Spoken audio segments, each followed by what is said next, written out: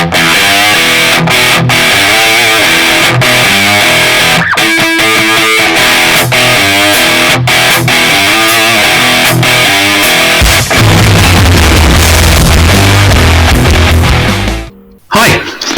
Bloody Good Reads. I'm your host, Mike Goddard, and this week's guest, we're back into horror. We've gone away from the crime genre for sci-fi dramas this time around, and back to where we like to be. This week's guest is the man behind Spooky House Press and the author of the amazing The Vile Thing We Created.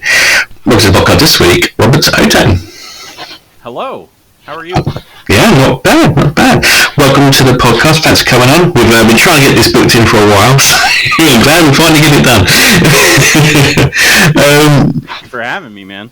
No worries. What we'll do here on Bloody Good Reads is force authors to pick 3 books that they love, because I am a bastard. But before we get on to that stage, and before we talk about the amazing brand new book, what I like to ask every guest is, how do you get into the horror genre? I grew up with horror. I was always, I watched a lot of horror. I read horror as a little kid. And then it just kind of stayed with me. The love just kind of always stayed with me. My parents introduced it early. I was never, not like I wasn't ever afraid. Like, there's plenty of things that scared me. But, like, innately I knew that, fiction was fiction, reality was reality. And, it wasn't, like, a very difficult thing for me. But I always found myself drawn to horror. Monster Squad was a favorite movie growing up, and I know that's a little more action horror, but it straddles the line. But stuff like that, The Thing, John Carpenter's The Thing, as well as the original Forbidden Planet, which is my favorite movie of all time, science fiction horror. It's always there. Horror is always in kind of everything that I love, even so far as to looking at crime dramas and true crime and stuff like that. Like, I'm not one who wants like the grisly, I don't need all the grisly stuff, but I need it to be scary, and I need there to be an element of mystery that's like bordering on terrifying for me to really care. So like when I see a lot of true crime stuff, I'm just like, it doesn't do it for me. But then when you show me a true crime thing that's got a lot of angles to it, and some of those angles are remarkably deep and scary, like, count me in. I am all in on that. Okay, cool. So what was your reading habits growing up? What was the kind of stuff you kind of grew up reading? I grew up reading a lot of sort of like, I guess you would say, like middle grade horror. When I was in like 4th or 5th grade, I always read a lot. My dad read to me every night, but I read a lot on my own as well. And I read like, everybody's read the Goosebumps and stuff like that, but I read a lot of books that were like that, not necessarily R.L. Stein books. Ghosts Don't Eat Potato Chips is one that always sticks out in my mind. And then there's like Werewolves Don't Go to Summer Camp or something like that. Just very silly, kind of fun comedy horror stuff, light fare, And then I remember, and I still have not found the name of this book, but there was a book about these 3 kids, brothers, an older brother, younger brother, and their the older brother's like love interest, like female friend, dealing with an actual zombie in their town, like over the course of one night. And it was really intense and super scary and written for a middle grade level. And I've never found it. I remember what the cover looks like. I remember how they stop him. I remember another thing that they do to him to try to stop him that doesn't work. And it's incredible. And I just remember thinking, like, God, that is... If something like that could work for like a younger audience and be scary, yet also be very intelligently written, maybe that's something I could do. And so I started writing myself, and some things were horror, a lot of it was superhero, because I love superheroes as well. But that was kind of where my habits were. I blended a lot of things too. Like, I would take like a superhero story and blend it with a horror story, and sort of play around with that. Of course, I didn't know that Watchmen existed, and that basically is a horror story. Nevertheless, I was only a kid. I wouldn't discover Watchmen until I was much older. Well, yeah, it's pretty best to be much older with big blue penises, I suppose. But yeah. When you're not accustomed to big blue penises, I usually have to pay for that sort of thing on a Tuesday night. Well, yeah. But I mean, a lot of the kind of younger horror and YA horror is still much scarier than some even the adult horror. I mean, Jeff Jeff Strand does it very well. He kind of, blends his adult kind of stuff into more teens. It's good. But if anybody has heard about this other book, Free Teens and a Zombie, do let us know.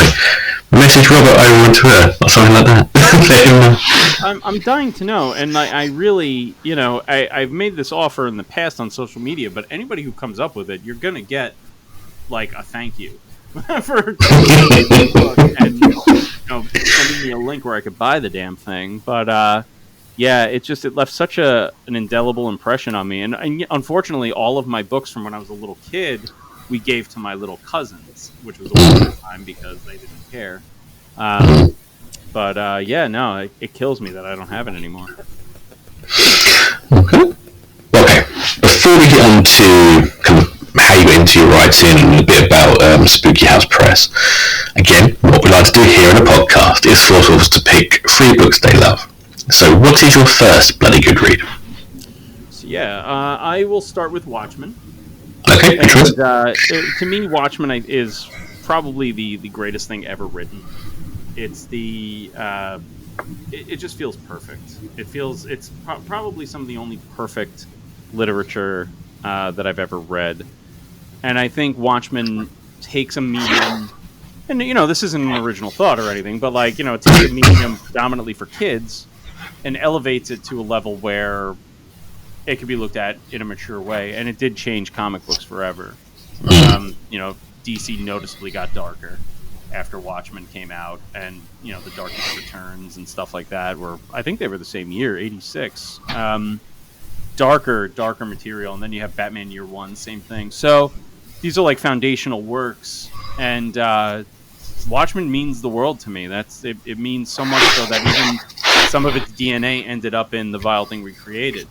And I have a Watchmen tattoo. I live and breathe Watchmen. I think about Watchmen constantly. I'm not one of those people who thinks Doomsday Clock was terrible. I'm not a huge fan of. I guess I don't remember if it was Jeff Johns. I think it was Jeff Johns who wrote Doomsday Clock. I'm not his biggest fan, but I am a fan of Doomsday Clock.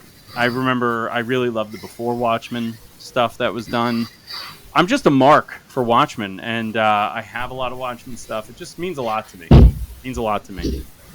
Okay. What did you think of the film and the series? I didn't like the HBO series. I gave it, I think I watched like 4 episodes or something. And it left me cold. I did not care about the narrative that was going through it. But I love the movie. That's actually the movie that turned me around on Zack Snyder. I did not like Zack Snyder before I saw Watchmen. I hated the Dawn of the Dead remake, and I was disgusted by how racist 300 felt. But that's more than it is. Well, yeah. I was not into his previous work. And then when I saw Watchmen, I was like, oh, this guy can handle a narrative that's not written for 13-year-old boys. Like, that's kind of cool. And then, of course, I became a Zack Snyder fan after that. I'm not like one of these rabid, like, restore the Snyderverse lunatics, because I think you need to move forward in life. But, I do appreciate his superhero material. And I even liked that he did that zombie thing for Netflix. Like, that wasn't great, but it wasn't terrible. That Dave Bautista one. Yeah. And I think it's another part of it, too, is I like him. I like Bautista a lot. I think he's a cool guy. But yeah, I do like the Watchmen movie a lot. Okay, cool. Good choice. Don't get many comic choices on here. I missed the comic choices on here. Oh, yeah. See, yeah, and I even like the Sam Hamm 1989 Watchmen script that they didn't make. I don't know if you've ever read that. No, not really. It's excellent. You can find it pretty much everywhere online, but the way it ends is so smart, and the different directions that it goes is very interesting. And it really would have been a metatextual film adaptation of an already metatextual piece of literature that I think people would still be talking about today if it had actually been made. awesome choice. Awesome pick. More comic book choices would be much appreciated. Some Spider-Man in there one day, maybe. Awesome. So, when did your love of writing start? And when, actually, did you want to get your own publishing company come around? Oh, yeah. I started writing when I was younger. I started playing around with writing and drawing my own comic books. I was never a good artist. And, you know, I just like telling story, and I felt very limited by my artistic ability. So I just started writing. I just started, you know, reading short stories as a kid, reading books as a kid, and just writing that way. And it stayed with me for a long time. I became a journalist after college, or rather while I was in college, and then I became a social media and copy writer. And it just like, I enjoyed it. I liked doing social media strategy and marketing and stuff like that. That was cool, paid the bills, but it wasn't like super creative and super exciting, because once you figure out the algorithm of what makes people tick and engage with a post, you can pretty much like put everything on autopilot. But that's kind of, you know, so writing was always a part of what I did. And then I became a teacher, and I didn't write because I was writing lesson plans and doing stuff like that. But then my dad passed away in 2019, and I went back to writing as like a semi-therapeutic exercise. And it really helped, along with traditional therapy and support of family and friends. I'm still here, but the writing definitely helped a lot with that, and I haven't turned back. Okay. So when did Spooky House Press become a thing? Was this more... Because the first book you released was the anthology, wasn't it, on with them? Yeah, I created Spooky House Press with the intention of it being like my own boutique kind of brand. So I put out I incorrectly identify it as an anthology, because like, I'm a dope. I was just starting out. I was like, oh, it's an anthology. Well, no, it's really a collection. And Alan Datlow was the one who pointed that out to me. Okay. So literally the most important editor, or whatever you want to say in the business, is the one to be like, hey, stupid, this is a collection, not an anthology. She didn't say those exact words, but thinking it. And that was the first one. And then after that one came out, it was called People. It's still available. I'm still proud of some of the stories in there. It's like, my writing's very different than it was back then. But after that, we got approached to publish someone else. And I talked to my editor and formatter, and I was like, you think this is something that we could really do? And he was like, why not? So from then on, Spooky House kind of changed into, I would like this to be a small press that gives people who deserve more attention the opportunity to get that attention. And that's kind of what it's been ever since. So like, we put out a lot of books this year. We're going to be putting out a few more. We're going to be putting out a lot of books over the next couple years. We have a book that's going to be out at the end of June that like is finally ready to go. I'm very excited about that. It's a UK author. And yeah, so it's just, it really, somebody said to me the other day, a friend of mine, you know, I've never really heard of any of the authors that you publish. And I was like, yeah, that's the idea.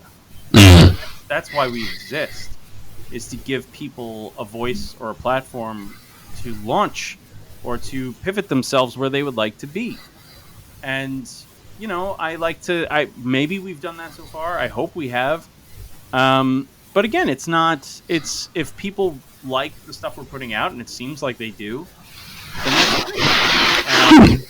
But, you know, I just hope people keep reading, and I hope we keep getting the great submissions that we've gotten. We're going to be opening for submissions in January. So pay attention to the Spooky House Press social media pages. And I will tell you, like, the last time we opened for submissions, we got a lot of stuff. And I anticipate that in January we'll probably get more. But I'm only buying one book or novella or novelette. I'm only picking up one piece of content. So this one's going to be very, very competitive. Is that more so you can focus more kind of on pushing a good piece of work instead of taking on too many and then kind of some of them going by the wayside? That's part of it, but it's also, I just don't have a lot of time. over the next couple of years, I'm going to have at least 3 books coming out that are already, in the works. One of them is done and submitted. The other one is about halfway done. And the other one is a few chapters deep. And all 3 of those are going to be scattered across 2024, 2025. Plus, I'm working on my follow-up to The Vile Thing We Created right now. It is not a sequel or anything, but it is like, my spiritual follow-up in a sense. And it's, there's a lot that I need to focus on personally that unfortunately I'm not going to be able to like dedicate as much time to publishing with the regularity that we did this past year. Okay, cool. Nice little segue into that one. So, your latest book, which has been going really well. Every single bit of review and every bit of feedback I've seen on social media has been extremely positive. So, this is The Vile Thing We Created. I'm very much enjoying, I said to you before, and people in this podcast know, I'm very, very slow at reading. So I have started reading the book. I'm really enjoying it. It's absolutely amazing so far. So tell us a bit about the book and why you don't like children.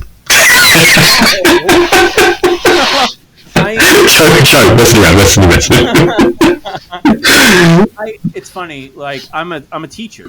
My normal job is a teacher, right? So, my students have asked, like, why don't you like kids? Because I don't have kids. And when the discussion of having children comes up, I'm like, my wife and I, we're not having kids, and that automatically becomes like, well, why do you hate kids? And it's not so much that I hate kids.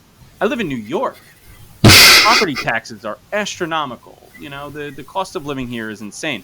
I know the cost of living in the UK right now is nuts too. Oh yeah. Like the power, the issues you guys are having with your power, payments and stuff, like that's nuts to me. I feel so bad. Nothing I can do from here in the colonies though. So.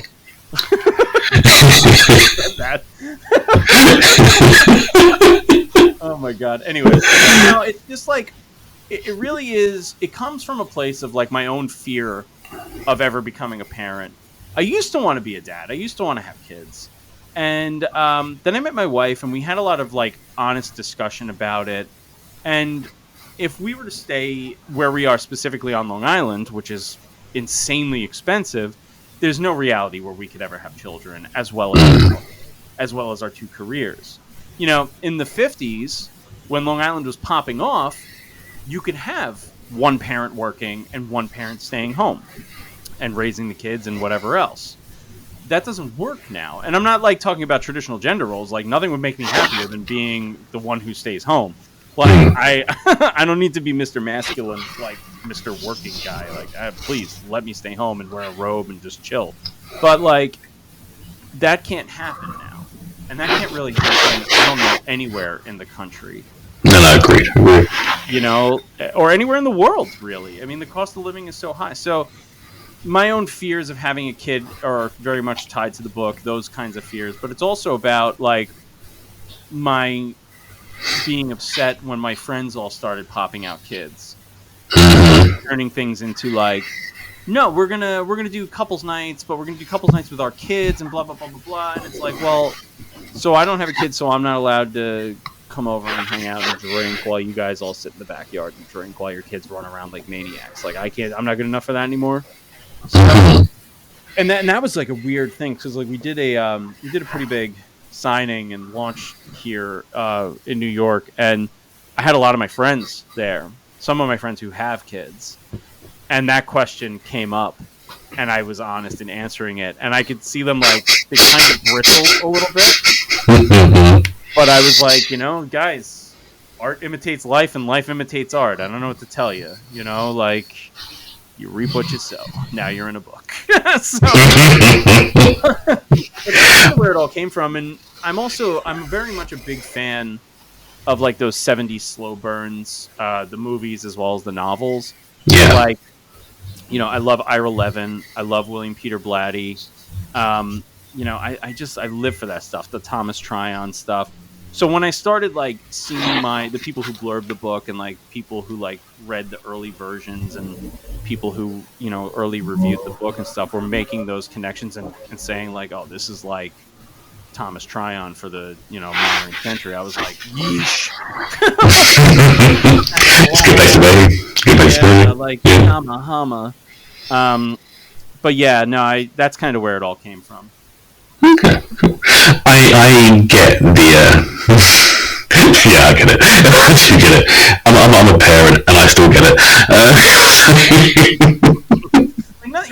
It's funny. I was talking about this last time. A couple of my friends and we went out, and my child-free friends, in fact, two of my child-free guys and I went out, and we were talking about having kids. My one friend was like, he's very much Catholic. He's like a very staunch Catholic. And I'm not. Even though I'm Italian, I'm not Catholic at all. And he was like, don't you feel it's like your duty to have kids? And I was like, yeah, maybe 15 years ago when I was like 24, 25. I'm 39. Like, yeah, it's harder when you're older. It's the potential things that could happen to the kid. There's a lot of things. And I kind of outlined to him too, like, I know what he makes a year. And I was like, dude, like, not for nothing, you and your girl can never have kids. You don't make enough. I don't make enough. Like my wife. It's a struggle.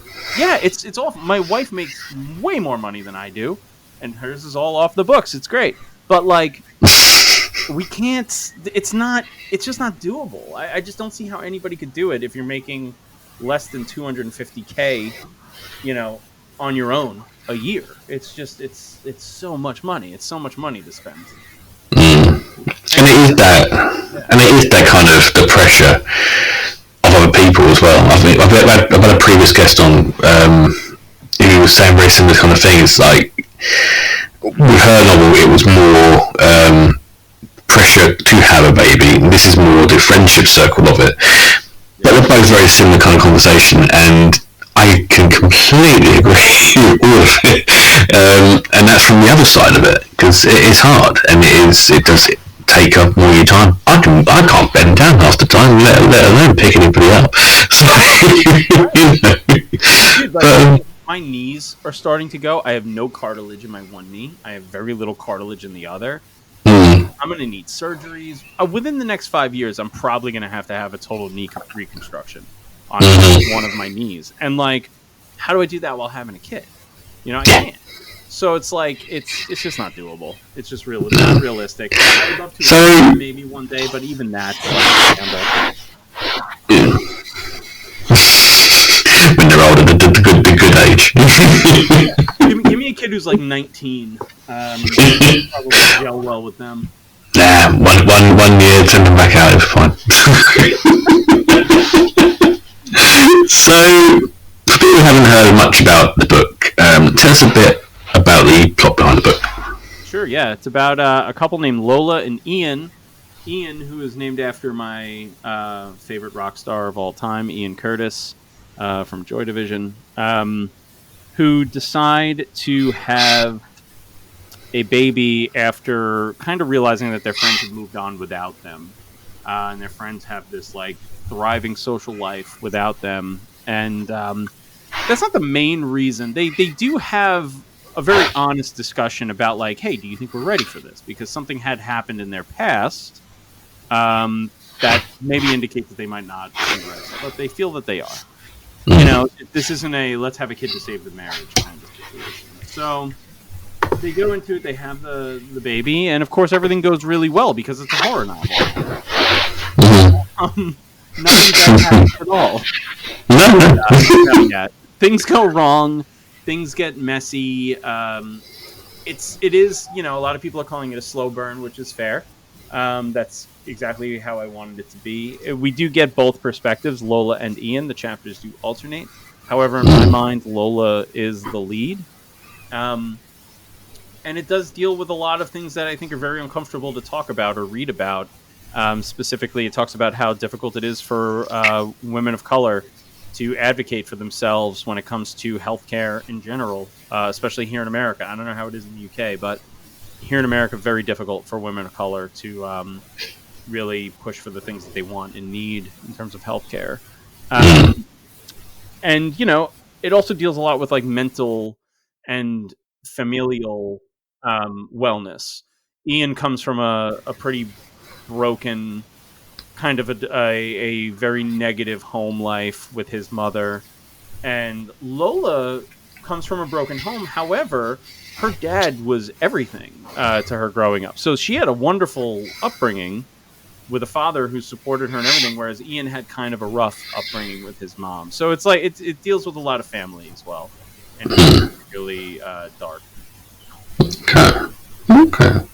So that is the file thing we create. That is now it's available now, isn't it? That one just for it. Oh yeah. You can get it wherever reputable and super shady books are sold. Go to the link underneath.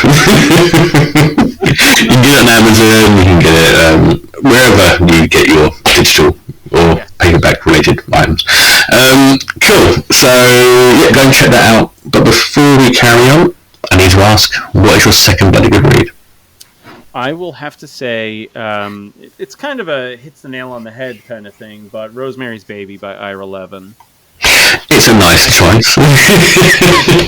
Yeah. Ira Levin is really a special talent to me, and we don't really have somebody like him who straddles sort of that satirical nature of life while also blending it with horror or horrifying aspects of life. So if you want, I guess you could say like, the vile thing we created might be like a love letter in some ways to Ira Levin. But it is also very much to William Peter Blatty, who wrote The Exorcist. So it's kind of a love letter to both of those guys. But Rosemary's Baby by Ira Levin, it's probably one of the two most terrifying books I've ever read. And I'll say Rosemary's Baby by Ira Levin. I know it's not an original pick. It's not a deep cut. But, everybody should read it. It is foundational. I think I don't know if it's been picked on this podcast or the film podcast. I know we definitely discussed it on Baby the Screen, but I don't think anybody's picked Rosemary's Baby yet on the podcast. I could be wrong. I don't remember that. I know that what's his face, Roman Polanski, carried the book around on set, and he didn't really know how to adapt a book into a movie, so he just basically took the book and just literally copied it almost word for word. So they both work perfectly well. Like there's nothing wrong with either one. I mean, if you have problems with Roman Polanski, obviously, that's an issue. But read the book instead. Yeah. There you go. Read the book instead, and it's a breezy read. It reads really quick. It's still got that kind of slow burn feel to it, I'm assuming. Yeah. No. Yeah, for sure, it does. But it's just as funny as the movie. Just as parts that'll crack you up, in the movie will crack you up in the book too. Cool.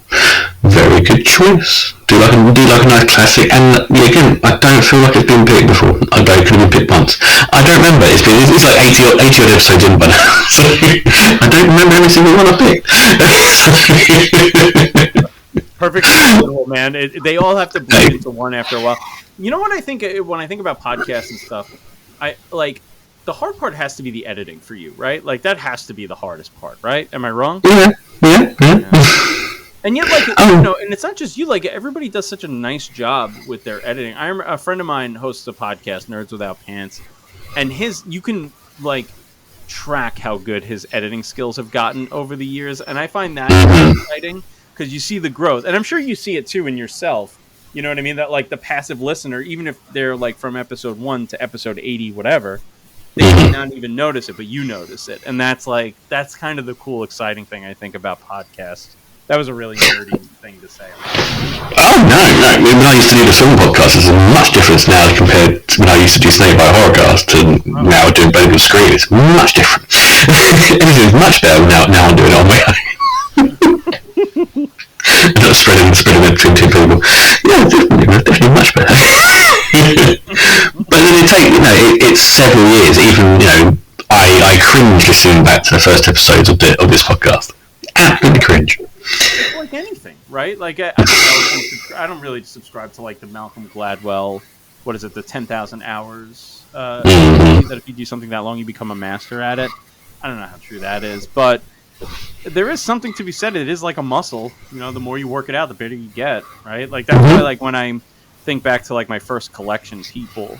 And I'm like, yeah, there's some stuff in there that I still like, but there's a lot of stuff in there that I'm like, ugh, you know, what to do is different.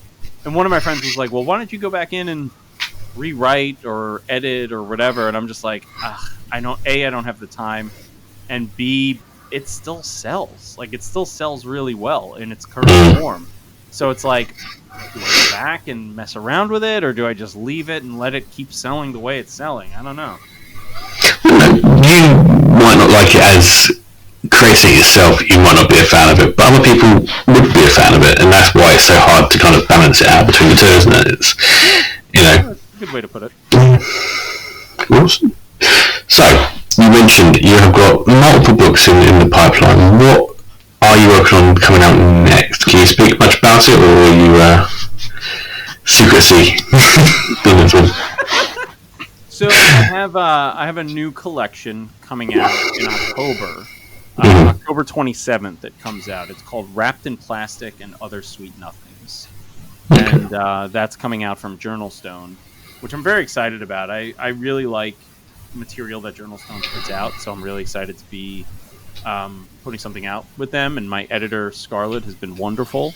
So I'm very excited. The cover is ridiculous. I mean, the cover for the Vile Thing we created, I'm so happy with, and a lot of people. I love it.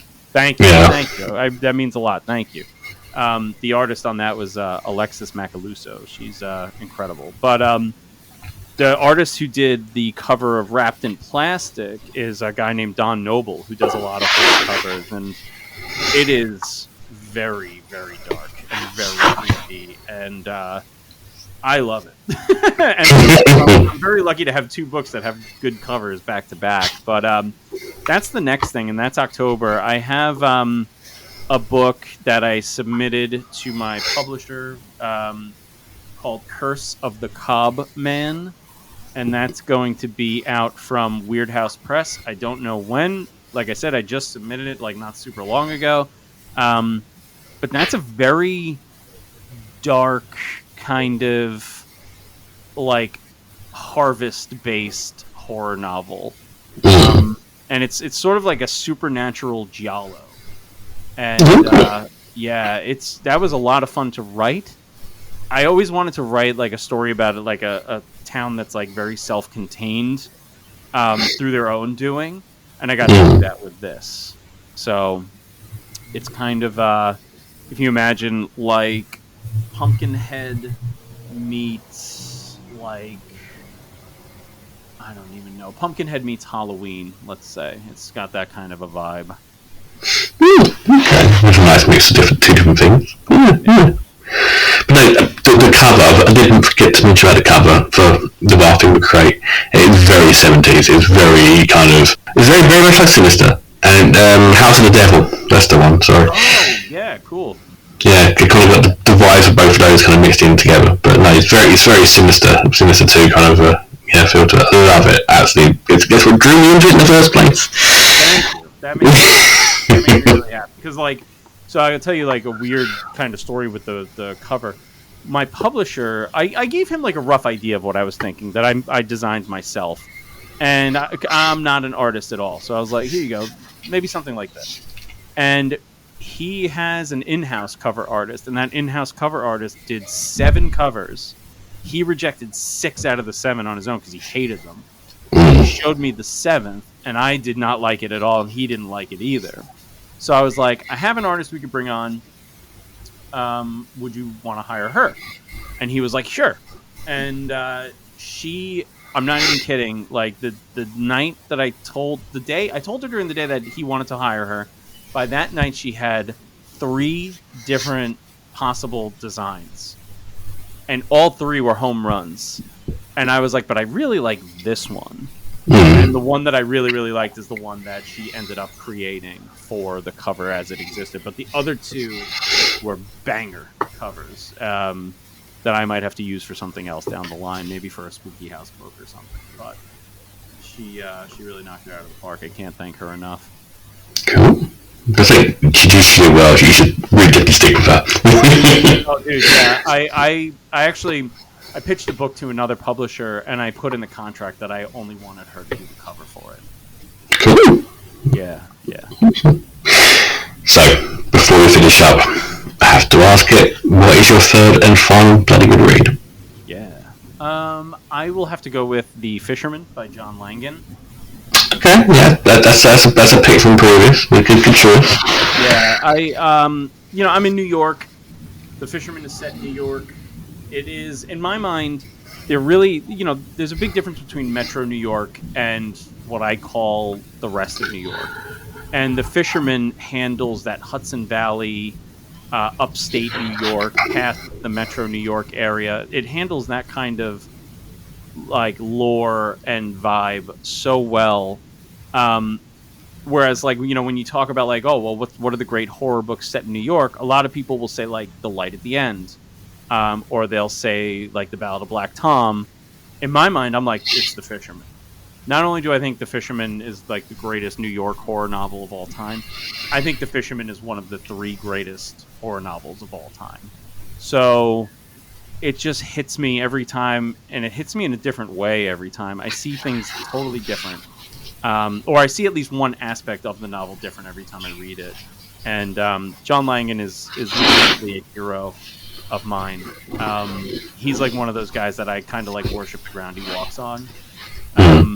And he's who I want to be when I grow up. And his work really just means the world to me. And any opportunity I get to celebrate Mr. Langan, I always take that opportunity and run with it. Good choice. And then, yeah, it's been one that's been picked before as well, so it's a popular choice. It's so good. Like, you can go on Reddit, you go on any of the horror Reddits, the literature, everyone's always like, The Fisherman. It's great. Like, it deserves that, like, it really is that great of a novel. There you go. Go and check it out. Go and check out all 3 book choices from this week as well. A huge thank you to Robert for being on the podcast this week.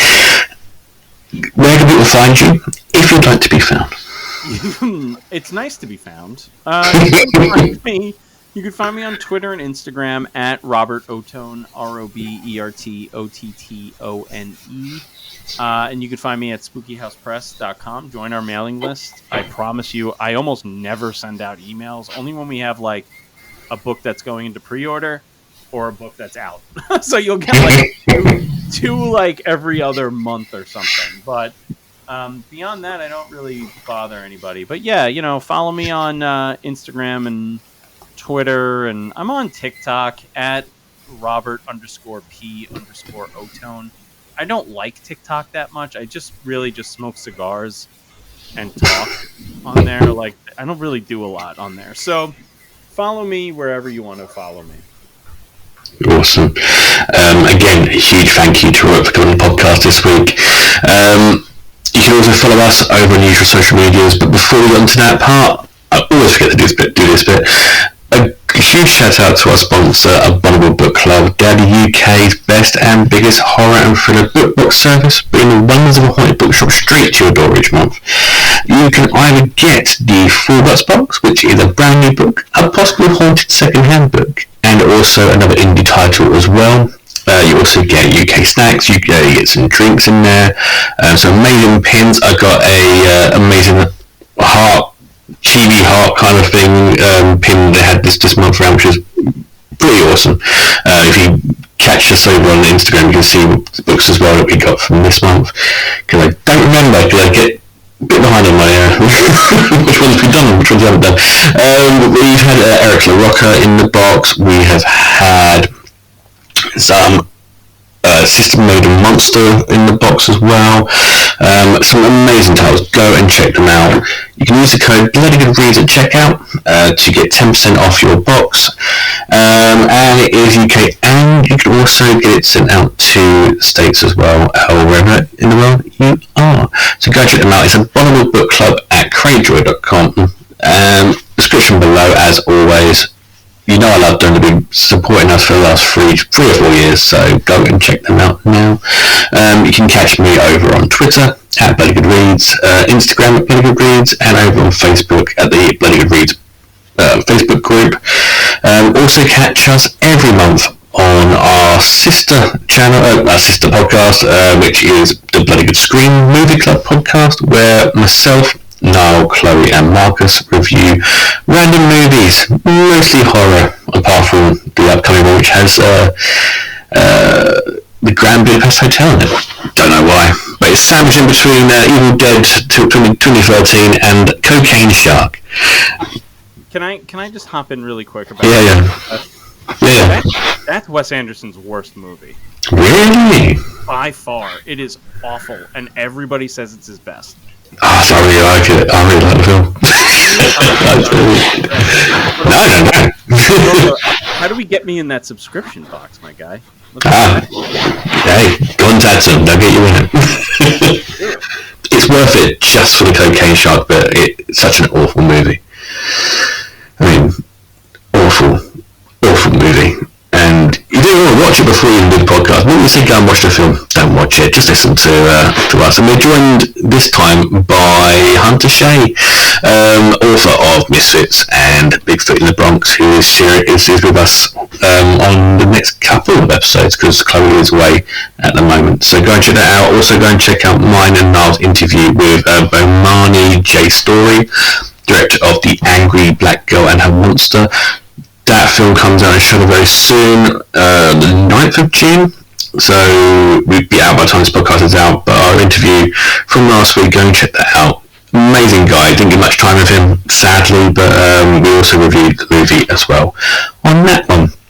So as always, I've been your host, McDonald. Thank you for listening to the podcast. Go and give us a like, a share, and subscribe over wherever you get your podcasts, Apple, Spotify, I don't know, Google, and just give a shout for us on the social medias. And as always, thank you for listening, and we'll see you next time.